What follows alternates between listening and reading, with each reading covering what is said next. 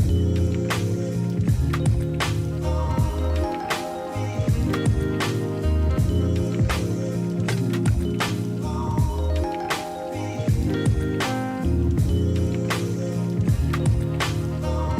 everyone, and welcome to the Liv Strong Podcast and Show. My name is Olivia Hutcherson, and today I have the pleasure and honor of introducing and interviewing my dear friend, Danny Alotta.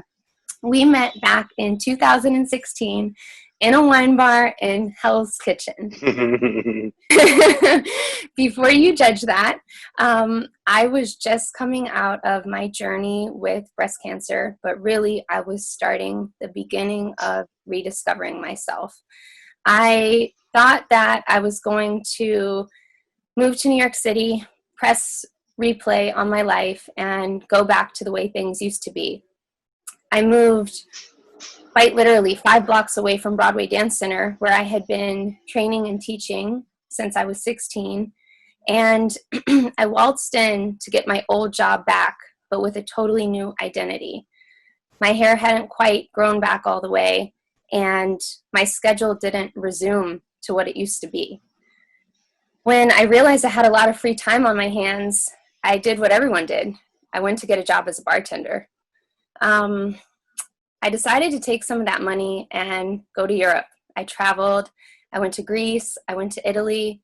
And when I came back, one of the first phone calls that I got was from Broadway Dance Center. But it wasn't for a job to come in and teach. It was a sad phone call that one of my best friends had gone missing. I closely gathered with all the dancers. We made flyers. We ran up and down subways. We went to every store on the block. And we tried to find my sister, who I love very much. After about 3 days, we finally got the call that she was found. And being me and being a bartender at that time, I hung up those shoes quickly. But I found myself in my favorite little wine bar, tucked right down the street from my house. And when I walked in, I was trying to act like a boss, and I go, "Prosecco for everyone!" And I see this super cool dude all the way at the end of the bar, hanging over the bar. And he said, "I pick up that tab." And he even threw in chocolate cake. I go, "Who is this guy who offered to give to everyone and didn't even drink himself?" Well, family, it was Danny Alotta.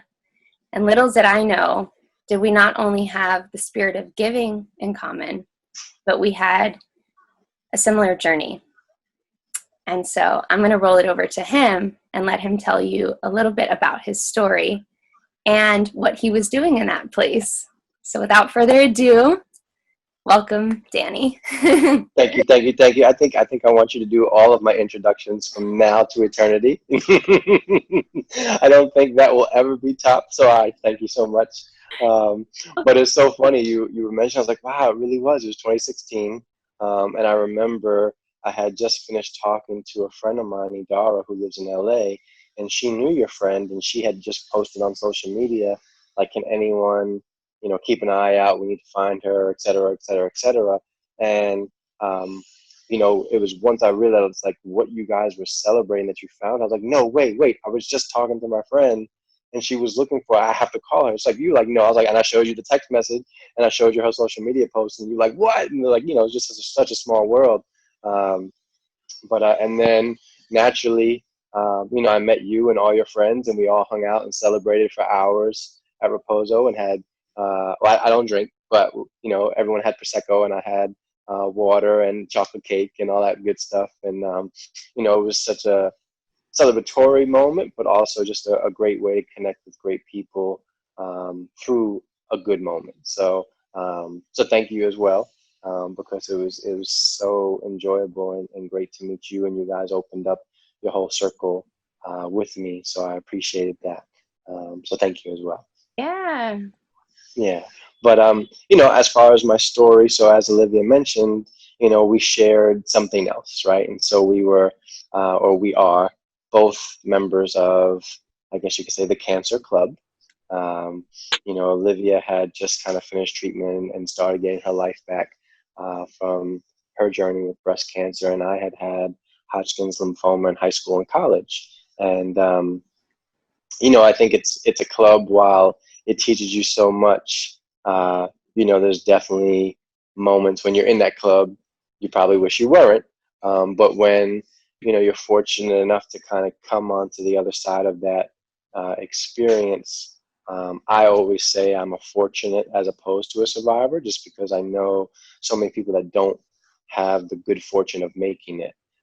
So, you know, I often say that, you know, cancer raised me as much as my parents did, and has so much to do with who I am as a person.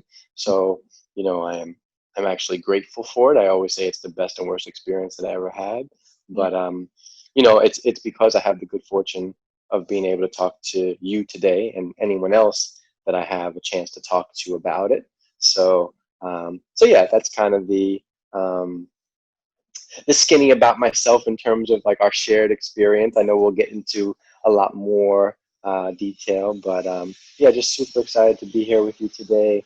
I thank you for asking me to join you today and welcome me into your home as well. So yeah, thank you. Yeah, absolutely. You know, I realized I got so excited and nostalgic while giving our whole intro that I didn't even drop the title of this episode. It's good job, Liv. It's okay. It's okay. If you are taking notes, which I encourage because there's so much to learn from all the guests that I bring on the show. But if you're taking notes, the name of this episode is called Reckless Hope. And it's funny how sometimes the title will come to me before the message, and sometimes the message will come to me before the title. And I was driving around last night on my bike. I just got a bike for my 31st birthday. And yes, I at like driving around on my bike, or riding around, I should say, on my bike last night down by the water, and looking at the skyline. And I was thinking about you, and I was thinking about the message and the questions that I had today. And I was like, what do I want to call this? And I was blasting on my iPod. I was blasting the song Reckless Love. And one of the main hooks is it says, I couldn't earn it and I don't deserve it. Oh, the reckless love of God. And I kind of wanted to change the lyrics to reckless hope, because I feel like that is one thing that I feel like you've really shown and demonstrated and lived it out. You know, and even just now you said you feel like one of the fortunates, you know, and that line, like, I couldn't earn it and I don't deserve it, you know, and it's like, why do some of us make it through this fight and some of us don't? You know, I think there's certain questions that we'll never know the answer to, you know, and perhaps it's not for us to know, but the reckless hope factor, that's the one thing that I've never seen you run out of, and you've provided not only for yourself but for so many people witnessing your journey, and the way you've been able to pay it forward. The one thing that you didn't mention was how I wanted to say how old you were, but how young were you when you got diagnosed? So I was 17, and you know, the doctors estimated that I had cancer for 2 to 3 years without knowing. And they based that just on how many places it had spread, and you know how much some of my organs had grown and stuff like that. So technically, I had cancer for maybe, you know, most of high school without knowing. Oh my gosh. Did you feel pain Yeah. in your body or symptoms? So I did. So I played a lot of sports. I always played sports growing up. But high school, I also played sports. And so a year before I got diagnosed, I had actually torn a section of my abdomen. And so I had some internal bleeding and naturally some discomfort. And so the doctor had said, look, if the pain doesn't go away within a week, we'll get a sonogram and we'll figure out what's going on. And the pain went away in like 6 days. So we never got the sonogram. And almost a year to the day later is when, you know, I got this crazy flu that just wouldn't go away. You know, it was like 2 weeks of like 104, 105 fever, just would never break. And at the time, the doctor was like, look, there's a really bad flu going around. Sounds like he has it. And my dad, after like, like 5 days, 6 days, 7 days, 8 days, finally he was like, this is not the flu. Like, this not even breaking. So, called the doctor back up and was like, look, I know you, I respect you. There's no way this is the flu. We need to bring him in. And so the doctor gave me a physical upon getting there. And so when he pressed on my abdomen, he had asked, he's like, did we have that sonogram last year? And I was like, no, because the pain went away. And he immediately picked up the phone to call the imaging center, like, I need a sonogram now. So clearly things had changed. Mm-hmm. And so my spleen had grown to like 2.5 to 3 footballs in size. And so if you don't know how big the spleen is supposed to be, because at 17, I didn't even know I had a spleen. So I was like, yeah, what the hell is that, right? So a spleen is only supposed to be like, the way they called, like terminology or called it, they're like, it's supposed to be the size of a breakfast sausage. So mine was the size of like 2.5 to 3 footballs. So one of my sides of my abdomen, the right side where I had torn the muscle, had grown and stuck out about a 1/2 inch more than the other side. And I just always was like, oh, I must have a lot of scar tissue. But I didn't. I had my spleen growing, and I would periodically, whether I was playing something or walking, I would just get pain in my abdomen, like kind of keel over, like, oh man, it hurts. And I was like, wow, like, can't believe scar tissue hurts that bad, because I would have never thought that I was sick. But so I that was the only bodily pain that I had, was I would get abdomen pain, and it was from essentially the organ, my spleen, growing so big that everything else was pushing against it. And for those of you who can't tell how tall Danny is, because this is he is very much an athlete, and not only an athlete, a model. He was in New York Fashion Week. I was. Yeah, I was creeping on the gram yesterday. Uh-oh. So check him out. Check him out at Alotta. Is that what it is? A lot of ways. A lot of ways. A lot of ways. He does a lot of things. I feel like that's probably a good segue. So I mean, there's so much to cover, but kind of like the next thing that connected us as we embarked on this whole journey about talking about, your segue through sickness, my segue through sickness. We were able to stay in touch, and you reached out to me. I don't know if it was like 6 months or a year later, because we were both kind of doing our things through the city. I know you were going back and forth to LA because you were working on multiple projects. You're part of TV productions and fashion and travel and basketball. Like, you do so many things. But you reached out to me and you said, hey, Liv, I'm doing this thing with Joy Juice and the kids. And I just heard the name and I said, what's that? We were able to team up. So tell us a little bit about what Joy Juice is, how that came to be, and where you got inspired to do that. Okay. So if we can see, I wore the shirt on purpose. So I have a Joy Juice shirt on. I'll sit up just so you can see it. So Joy Juice was the nickname that I gave chemotherapy the first day of treatment. And my parents were waiting for me at the door, and I said to them, come on, it's time for my Joy Juice. And they were like, what is that? And I was like, that's going to be my nickname for chemo.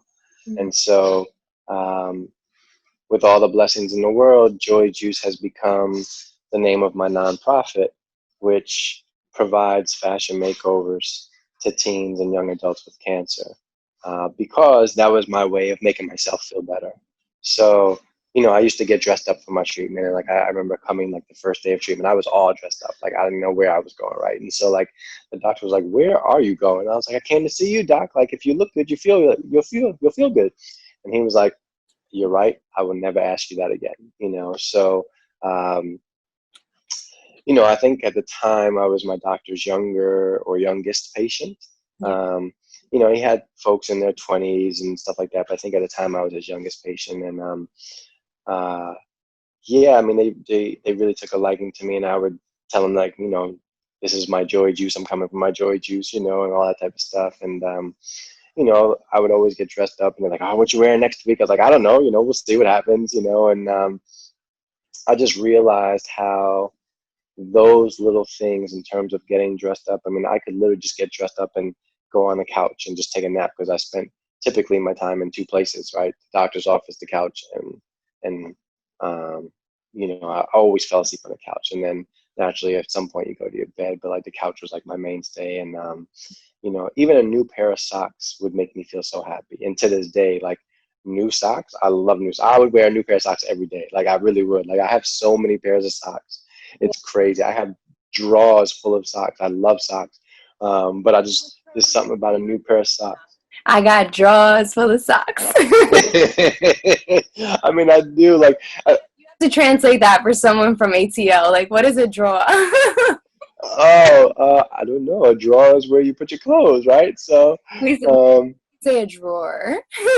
Oh, okay. So my New York accent. My drawer is a drawer.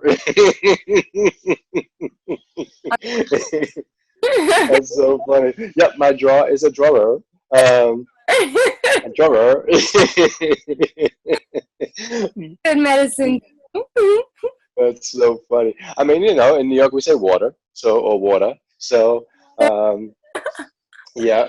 But yeah. So I just love. I mean, a new pair of socks is like a fresh towel, right? Like it's just one of those things. So, I mean, literally just something that simple as a new pair of socks would just make my day. And like anytime I was in the hospital, my older cousin, he would bring me new sneakers, and I remember I still actually have the pad that I used to write my conversations on when I was in the hospital. Because, like, if you've ever had tube down your throat, you can't really talk so great. And, like, I found that pad when I wrote my book.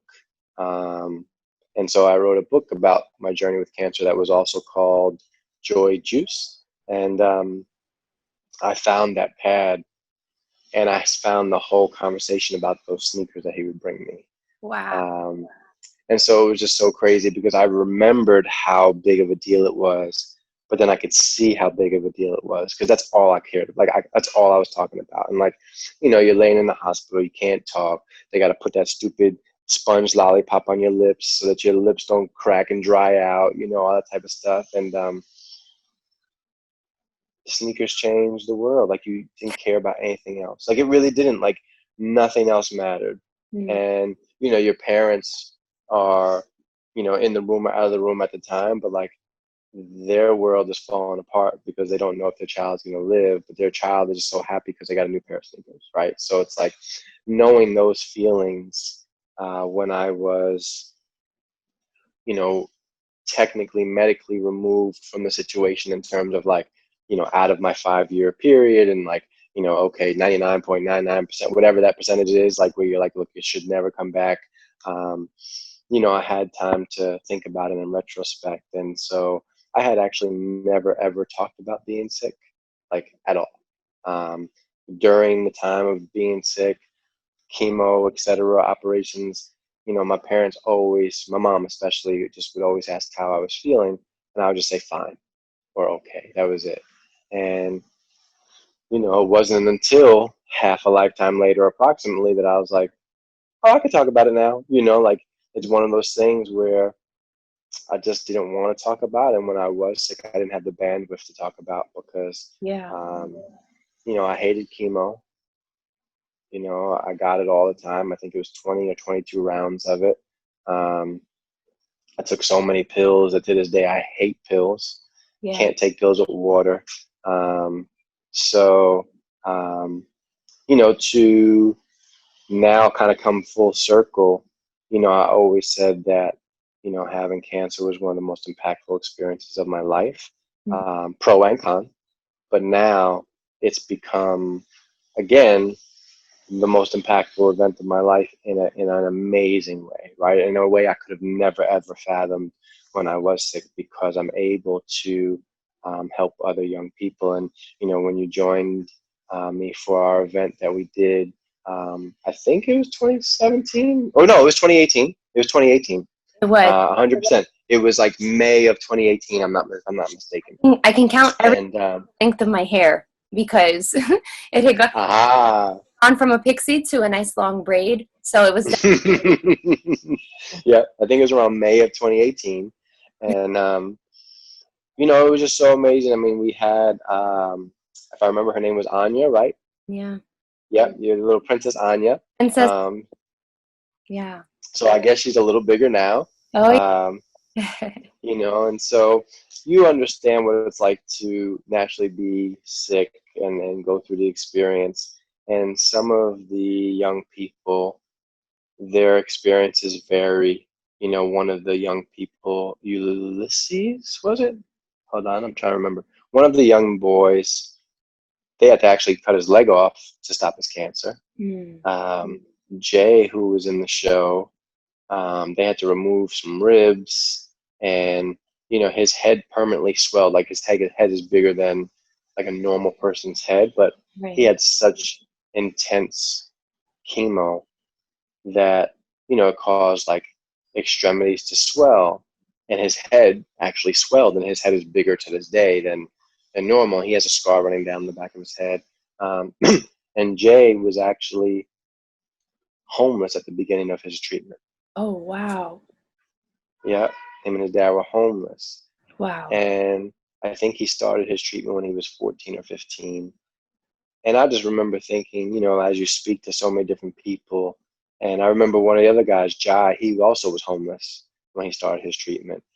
And I just remember thinking, like, okay, maybe I had it bad, but I knew where I lived. Like, I had a roof over my head, like all those things. Like, I knew where my food was coming from. Like, imagine that added level of stress, And so I think the journey teaches us so many things. And one of the things it teaches you is just no matter how bad you have it, somebody definitely has it worse. Yeah. And I think that's when I always say, like, cancer raised me as much as my parents did.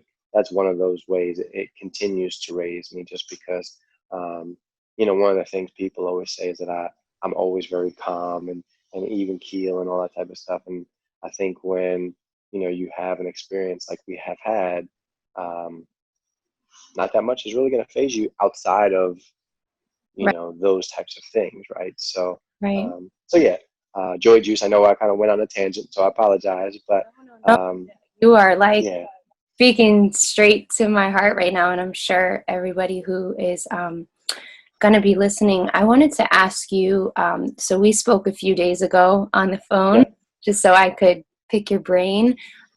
You said something, and I wrote it down because it was just so on point. And I think anybody who has been through any type of sickness, I don't care if it's mental sickness or emotional sickness, or honestly, even like a broken spirit, I'm just going to read it. Said, when you're sick, you know what your purpose is. Your purpose is to live. And like that one just stopped me dead in my tracks. Like I had to like put you on mute. I was like, oh, I'm gonna just. You're like, hold up! You're not supposed to make me cry. We're catching up. Yeah, because it dropped all the way to the bottom of my toes. Yeah, I'm gonna read it again. When you're sick, you know what your purpose is. Your purpose is to live. And I guess what hit me so hard was I was like, well, what's the antidote of that? Because when you're well, you know what your purpose is. And then I just stopped. I was like, I don't want to finish. And I really, to take us back to the beginning of the conversation, I think that's where I was at when I met you.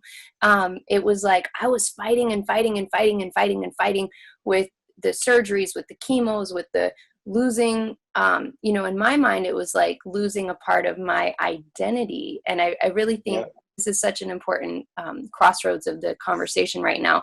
So many times we connect what we do with who we are, how we look with who we are. So whether you are a male or a female, your identity is tied up in the outside. And so when you start losing, whether it's your hair or parts of your body, all of these things that are very much like temporary, and all of these things that are very much a part of the shell and the outer. And I think you could probably relate to this very much as someone who was an athlete, someone who, and still is, like, sorry, I didn't mean it as was, but like as an athlete, as someone in fashion, someone in the industry, you know, for myself, someone who's a dancer, someone who is also athletic, someone who is also in the industry. And you kind of have those moments where you are laying in the hospital, in bed, on your sofa, and you are stripped. And it's that whisper. It's not even loud. It's the whisper. And you got to ask yourself, like, who am I? What is my purpose? What's underneath all of that? Yeah. You know, I think all of our purpose is to live, but where do you find that fight? And I guess that would be like my big question to you today. Where do you find purpose? Like on the top of the mountain and at the bottom of the valley? Where does that come from for you? I just think when you're faced with a choice, it's either do or don't, you know, and that do or don't is just the fighting, right? You know, I do believe that I had a good spirit. Everyone told me I had a great spirit when I was, you know, sick and going through it. But I just, that's all I felt. I had two choices. And so it gave me, it's weird, but it gave you a purpose. Like it's your life and that's what you're fighting for. And so, you know, you kind of put that up on the vision board, like this is what I'm trying to achieve and keep. So yeah, you know, in terms of like after, you know, like quote unquote, after being sick, what is your purpose? Like for me, it was trying to get my life back. And even though I am, like I said, over half a lifetime removed from the experience now, I still feel like there was a 3 to 4 year period that I never got. And so I, for a long, long time, always felt like that hamster on the wheel, trying to get those years back. Yeah. And even though I know that you don't get them back, I don't know that I fully have come to terms with that. You know, like there is definitely a mental side, a mental side of cancer. Right. There's a mental side of, you know, being sick, and there's a mental side of even the recuperation process. Right. You know, you talked about your identity with how you look, like the physical, whether it's losing your hair, body parts, etc. You know, I was genetically altered, and I don't look the same. And so, you know, a lot of times you tie yourself to your physical appearance, you know. So when I say I was genetically altered, you know, I mean, I'll send you a picture, but you've seen it, like my complexion pre-chemo to post-chemo, it's so vastly different, right? So I was so much darker before. I was an olive brown complexion before. So like sometimes when I take pictures with friends and I'll see my complexion, I'm like, oh shit, that's me. I don't realize how much lighter I am until I see it. So it's really weird, you know, like I'm blessed to still be here, but it's something that I still wish I had my complexion, because I'm like, I feel like it was taken from me. And in some respect, I feel like some of my identity was taken from me, because I know visually the people in the world view people from appearance as well. So I'm not necessarily viewed as the same in certain instances. You know, and that's part of the healing process and the coming to grips process, even all this time later, because at the end of the day, while I'm quote unquote cured, when I look at myself, I'm like, damn, but I thought you said I was cured, but I don't have my identity back. You know what I mean? I don't have that visual presence back. And so that's a very interesting thing, an interesting dynamic as well. Right. Wow. It's a really big, it's a big process, and it's a big part of the journey. There's so much there, you know. I can totally relate. There's a lot that I want to say, but I really want to keep the focus on you today, because this This is all about you, and I want people to hear from you and through you. What would you say to somebody in terms of how important mental, physical, and atmosphere plays a role into the healing process, since we're on the topic of healing, those three things? I would say from the physical, right, being in such good physical shape when I was diagnosed. Yeah. The doctor had said, like, had I not been in such physical shape, that I may not have made it, and I may not have even, gotten to, the part of like getting diagnosed. He was like, the fact that you've been in such good physical condition, Right. that's a good reason. That's a good part of the reason why you were able to make it through this. So I think physical shape is super important. Mm-hmm. For me, physical shape also ties to my mental health. Right. So I know that for me specifically, those two things are very, very, very tied together. When I am not in good physical shape, mentally I get depressed. Yeah, same.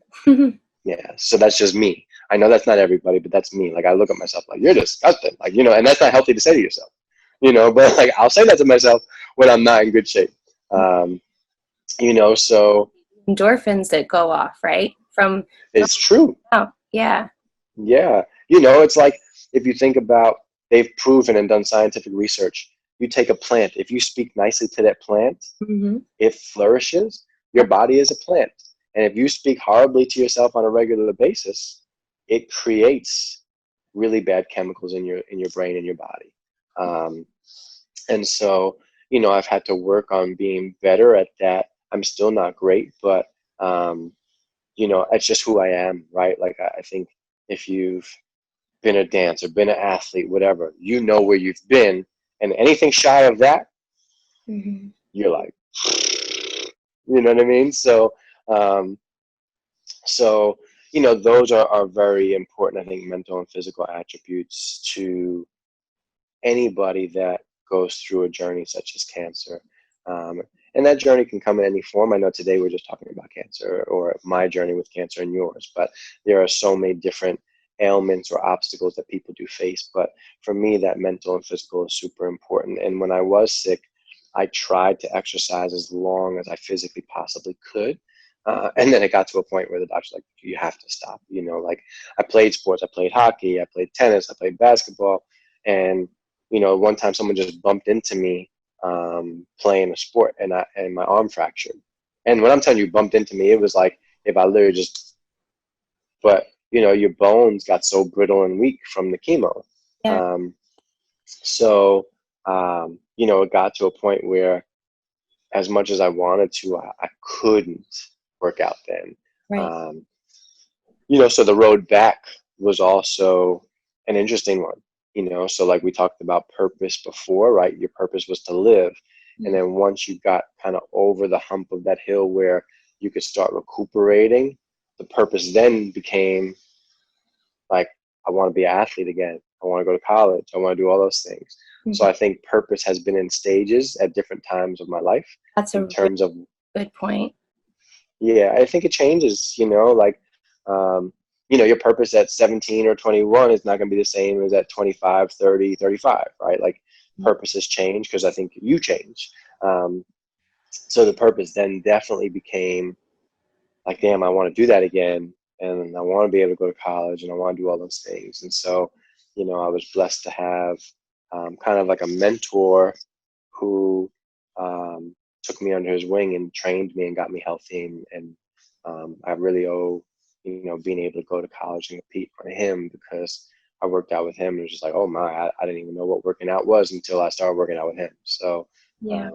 I think that's really how mental and physical tie in for me. Yeah, that's good. I'm just like, I'm taking all of this in, and I just like feel like my cup started on like empty when we started this, and it's just getting fuller and fuller and fuller. This is working right now.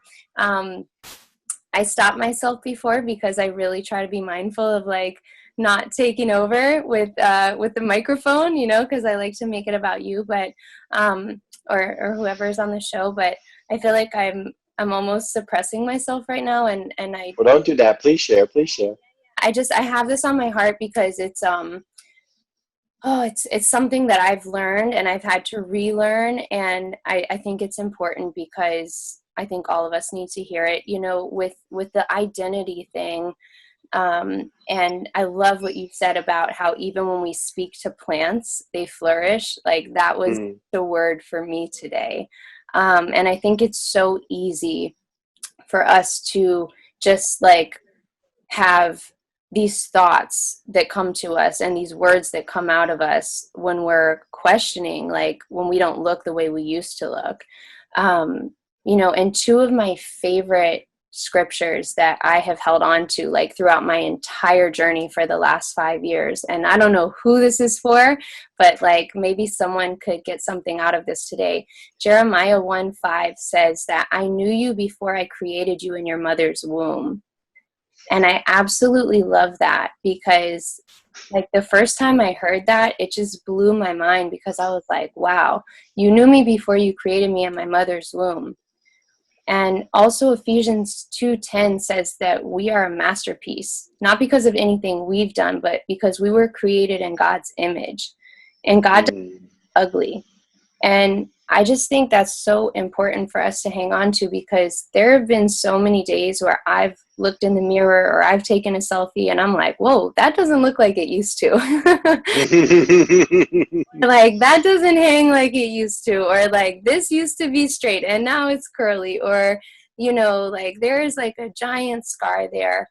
And all that to say that, you know, I just think it's so important to, you know, some people do affirmations or whatever you want to call it, but when we meditate, not just on our breathing, but when we actually meditate on those words, which are the most powerful type of words that there are, we're able to speak over our life and speak into our life. No different than you're doing with me right now.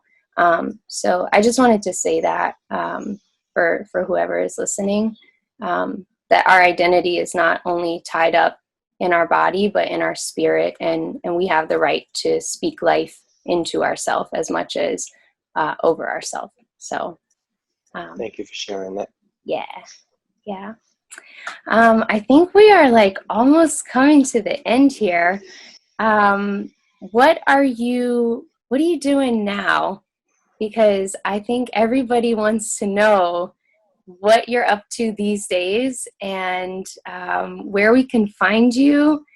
And yeah, what are you working on in 2020 in these crazy streets? 2020 is a year, boy. Golly. I mean, I'm ready for Corona to kick rocks. That's for sure.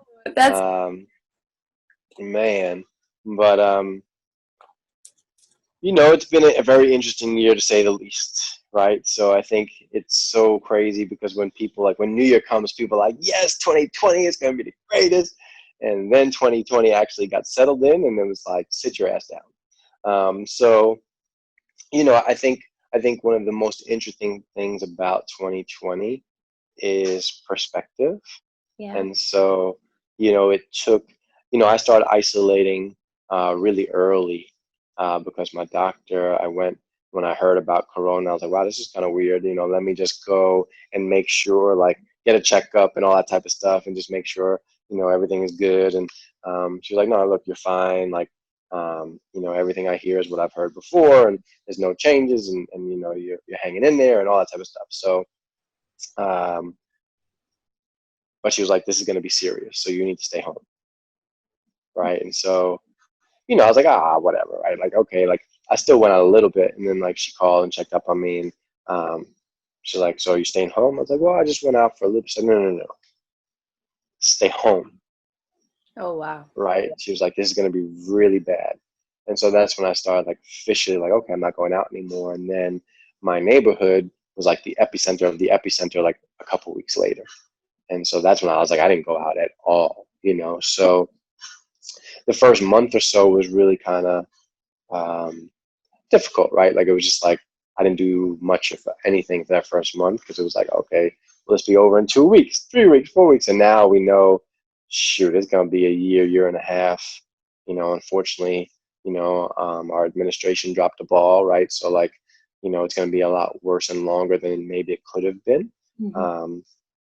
But that's going to be our circumstances for a long time. So a lot of adjusting. And so once I kind of realized like, okay, this is what it is, and we need to adapt. That's kind of like when I switched into, I guess, a different gear, if you will. So, I had been working more in the fashion space for like the last year and a half or 2 years. I was working in esports because I kind of not left fashion, but was just ready for a change. And I love being creative, so I had written up a food show a handful of years ago, and since we were home, I was like, okay, it's time to put that food show in motion. Mm-hmm. And so I still had all the social media and the websites reserved and all that type of stuff. And now it was time. So the food show was called Sunday Dinner Series. Love it. Yeah, so, and the principle or premise of the Sunday Dinner Series is, no matter what culture you come from, typically Sunday dinner has a special place in your heart. Mm-hmm. And so one of the things that I think is beautiful about food, it has an incredible capacity to bring people together. Mm-hmm. And, I think especially in these times where I feel like we as a people are really divided, Mm-hmm. I think if we would sit down and break bread and have conversation, we'd realize we're not as different as we think, right? And so, through food, I think a lot of healing can take place. And so, that's one of the really big themes of Sunday Dinner Series is just being able to have the conversations that we're missing, because that's one of the things right now, more than ever, we are missing. We're not having conversations at the table with our friends. We're not meeting new people at the table. And so, food and dinners in general have the capacity to bring so many different people together for conversations. So our goal is to have those conversations through Sunday Dinner Series. And then whenever the world is opening back up, we're able to open back up, to shoot full-on live episodes with different people at the table and have the conversations that we've been missing. So that's one of the things I'm working on, and the goal is kind of to transition into more of a TV film content space. I definitely have realized that one, I think it's kind of like my calling, but something that I've just always loved to do. And with everything that I've ever worked on, that's been the aspect that I've really loved to work on, right? So now it's like, okay, well, that's been telling you something for all the time, so try to focus on that. And joy juice is something that I want to really push forward now, and I think I've kind of figured out, with the pandemic being what it's going to be for the foreseeable future, Right. how to potentially move that forward on a digital space. Wow. Because I think especially with young people with cancer, their immune systems are so low that we may not be able to have physical events that we once did, but I think we can have the digital event. So, that's something now that I want to try and pursue and move forward with, just because I feel really bad that we're not able to have the physical events, because young people going through it, specifically, teens and young adults, they're often like the forgotten group. Like so much attention goes into pediatrics, Right. and that demographic, and then so much attention goes into like adults. Mm-hmm. But for anyone watching, and for yourself and myself, that's been a teen and early 20, and like that age, it's one of the most unique age demographics ever, right? Because like you're not in a box, right? Like if you're 12 or if you're 19, you're in a teenage category, but you're so different. Right. You're 12, you're borderline still a little kid, but you're becoming like a real teenager, right? Like an adult, and kind of feeling himself. So like there's so much exploratory for that age demographic. And so I think that's why, I mean, I was 17 when I got sick, but that's why we focus on that age demographic, because they're so unique and they get overlooked. All the funding goes to pediatric adult, doesn't necessarily go into teens, and there's a couple organizations that does focus or do focus on that group, but we're the only ones that do what we do. We're the only organization that provide fashion makeovers to kids with cancer or teens with cancer. So, I want to figure out how to implement the digital version of what we do, and maybe we wind up reaching more people. I was gonna say, what looked like almost a curse is gonna wind up to be a blessing, because you're gonna be able to do it on a larger scale. And I mean, look, you're already bi-coastal. You've always been in New York and in LA, and this might even wind up going global, being online, because you're absolutely right. I mean, I started my journey at 26, now I'm 31, and I've always been in this weird parentheses that you're talking about. It's like I go not a kid, but I'm not in my 40s or my 80s, and I'm just always sitting in my chair like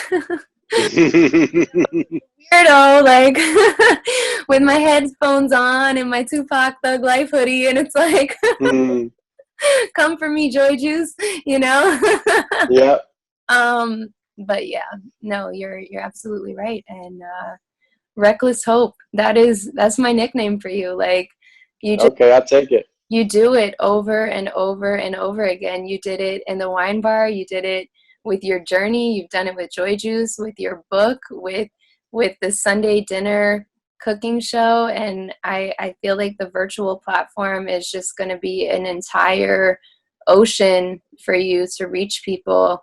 I feel like you are a voice for the voiceless. You're a hope for the hopeless. And I just see you like, I see you just like tearing down walls all over the place and building bridges to reach people who have just been kind of pushed aside and shoved under the carpet for way too long. And I'm just really blessed and grateful to know you after all these years. And I'm very proud of you. Like, for whatever that's worth. Like, I'm really. No, it's worth a lot. Thank you. I really appreciate it. So. Yeah. So that's the hope. I feel like whatever we do, especially, you or I or anyone that's in a circumstance or been through a circumstance like us, I think, being able to give back is really great. Yeah. Is there else? Is there any last comment? Is there anything I missed that you would want to just say, like, to anyone watching this at home, to any young person? Is there any last word you would say to them if they feel hopeless? I mean, there's probably a couple of last words. Okay. I think one of the things that was really helpful for me when I was sick was the fact that I learned that, no matter how bad I had it, other people had it worse, because I met so many other people that I was like, wow, like I was sick, but then I had a friend who was on her second bone marrow transplant, and then, we lost touch. Like, we used to speak every Monday, and then all of a sudden I didn't hear from her for a long time. And I didn't have the courage to call and ask, because I knew if I didn't hear from her, it wasn't good. But so, if you're going through something difficult, I know it's difficult, but, if you're able to have the perspective to realize that somebody else does have it worse, it's able to give you a different sense of how bad or not as bad whatever you may be going through, and that might help.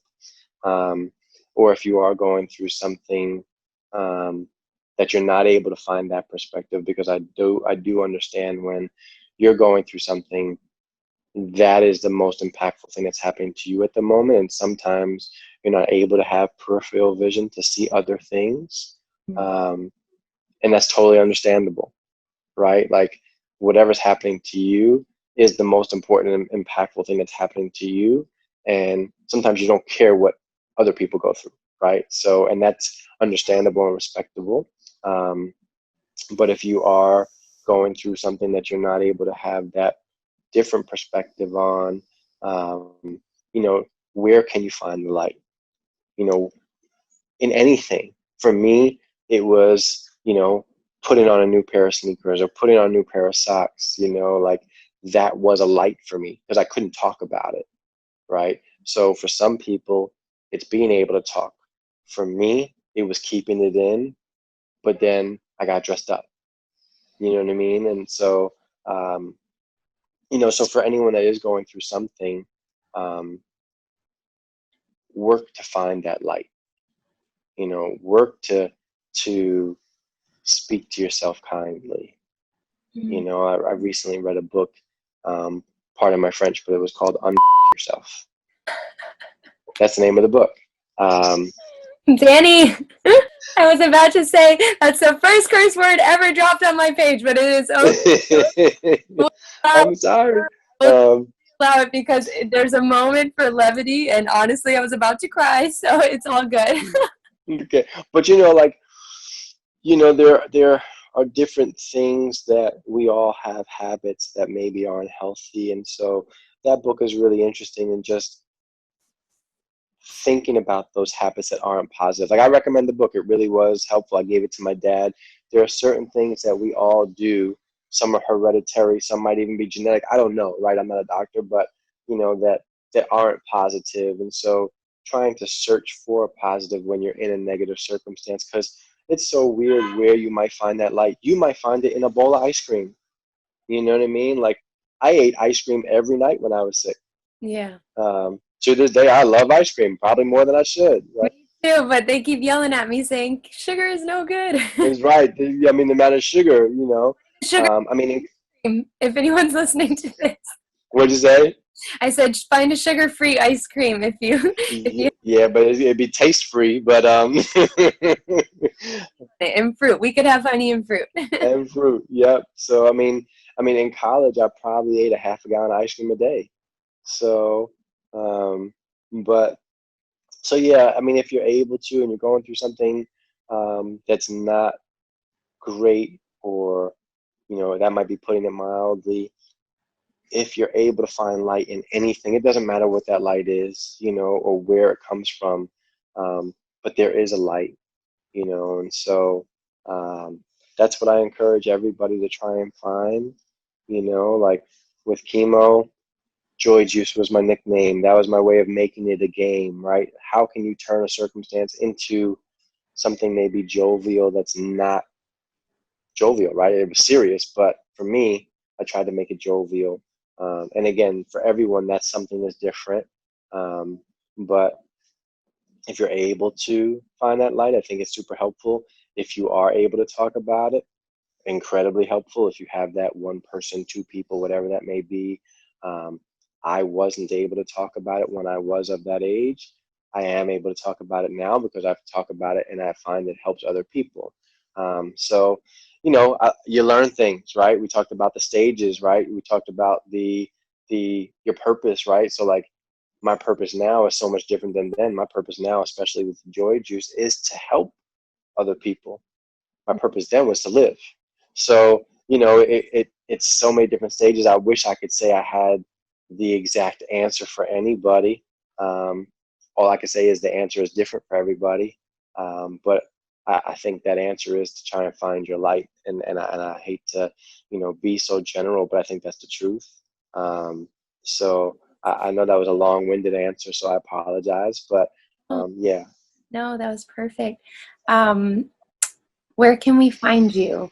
Do you have a website? Um, So I'm working on the website. I've been a little slow moving on that, but in general, Mm-hmm. with social media, I would say the three main places would be my personal, which is a lot of ways, Okay. right? ALOTTAWAYS, right? Okay. Um, when I first made that, a couple of people joked because they thought I was being fresh. I was like, no, that's just my last name. Like, I promise you, but and then there's Joy Juice, right? So joyjuice.org. Okay. And so, that's a place that has brought me the most light ever. Like I can't even put emphasis on what Joy Juice has done for me.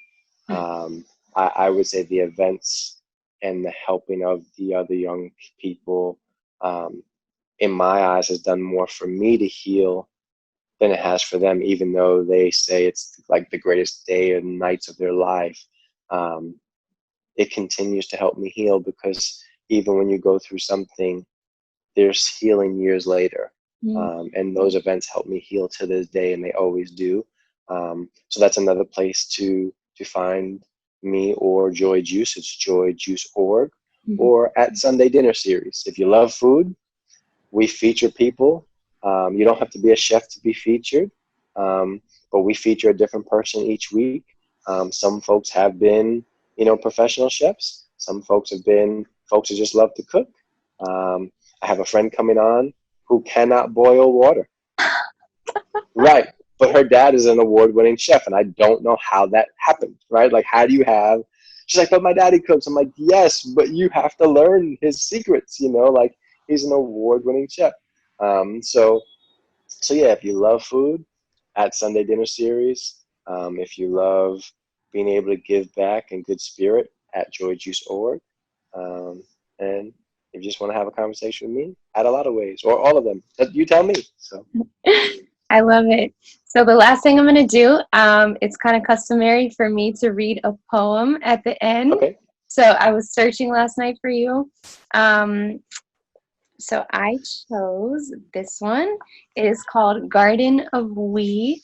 And it goes like this. It says, if children are the future, then let us plant the seeds so we can grow a garden full of flowers and trees, where the heart is always open and the mind is always free.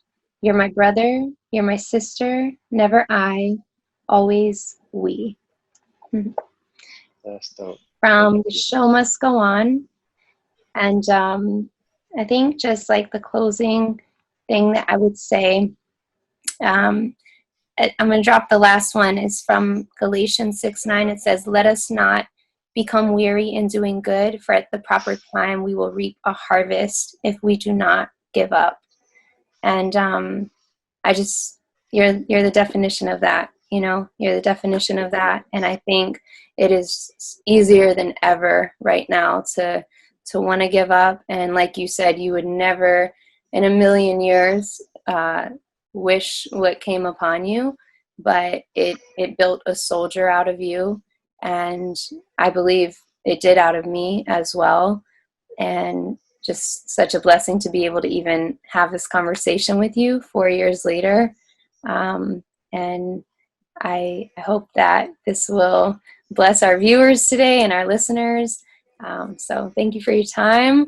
I love you, my brother. And Thank you. Love you too. Hopefully collaborating soon in the future.